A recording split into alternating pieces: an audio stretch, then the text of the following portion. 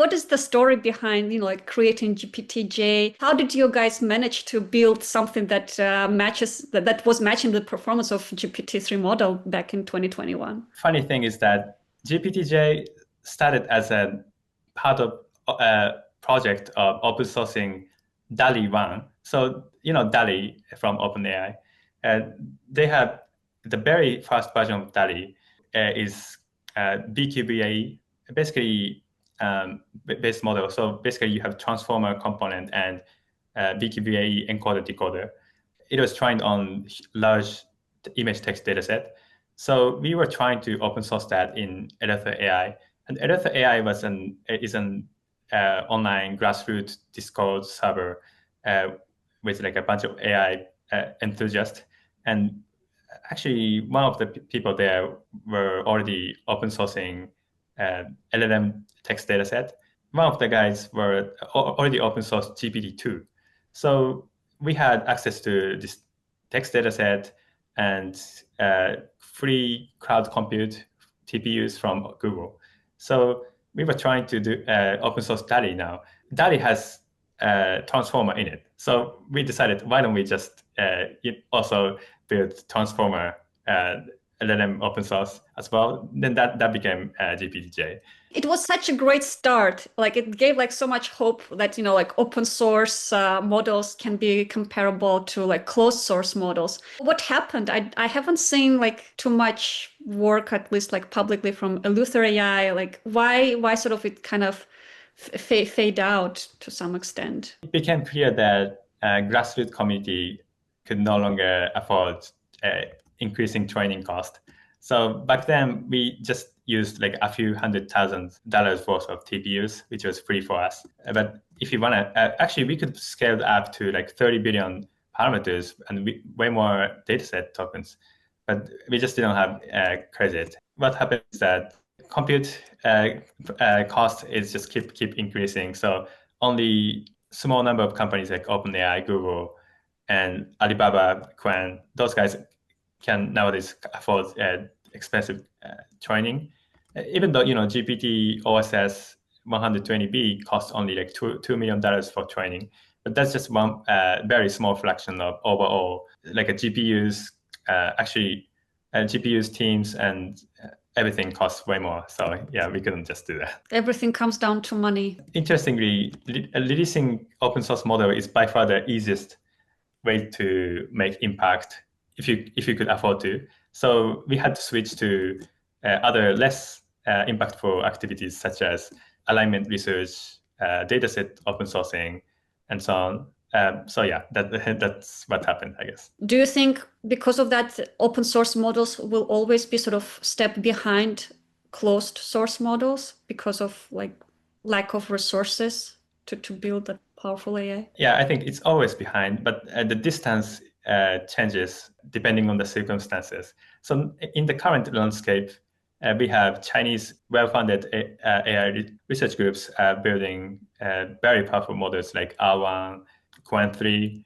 So right now we are in a very good time. The best model is R1 and Quant 3.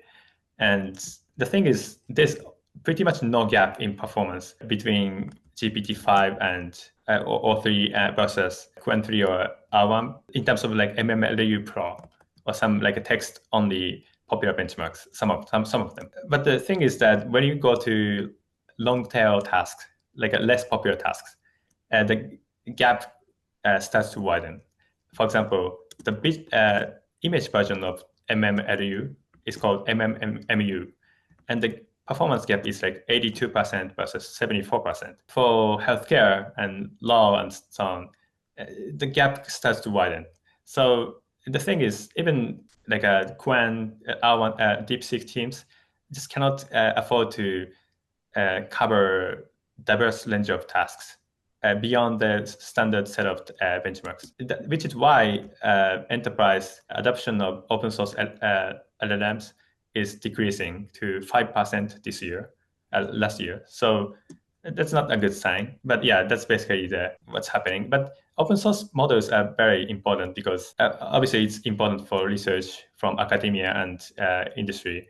But also it's such a nice pressure against like existing companies and providing they have to provide with more affordable pricing and stuff. R1 was pretty great in that aspect. So basically, Chinese companies, they still have to catch up to American front runners like Google and OpenAI. They are capable of releasing state-of-the-art open source models. So the best way they can make impact and attract attention is to open source, which is why they keep doing it, and which is their motivation.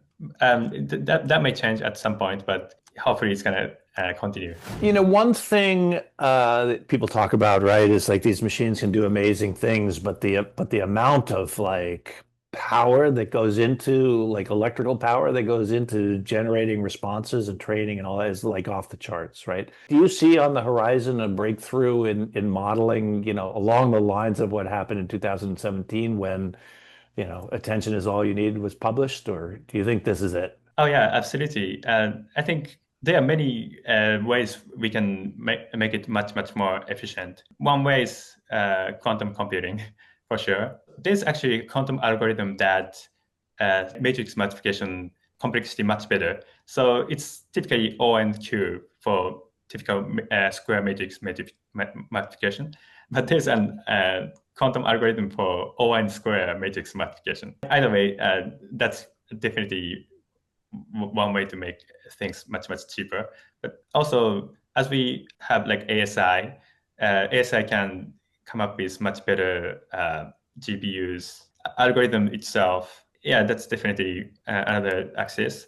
And algorithmically, but within classical computer, can we come up with like something strictly better than transformer? We haven't really made any huge progress since 2017. Personally, haven't seen anything that is like a very promising at this moment. But ASI can accelerate the research toward this direction as well. So I'm hoping that it's gonna happen sometime soon. I'd love to see something like that pretty soon, but yeah, haven't found anything. I just wanted to get your take on what do you think about GPT-5? What's your first impression of it? It feels like it was like too overhyped to some extent, that didn't live up to expectations. Honestly, O3 going from O3 to GPT-5, score gains on various popular benchmarks looks, yeah, like you said, relatively modest to deserve the name GPT-5. But in reality, I think they are just bad at numbering and naming. That's OpenAI. So I think GPT-4o should be named like something like GPT 4.5, and O1 maybe GPT-5, O3, GPT 5.3, and GPT-5 is GPT 5.5. Then going from 5.3 to 5.5 is kind of reasonable.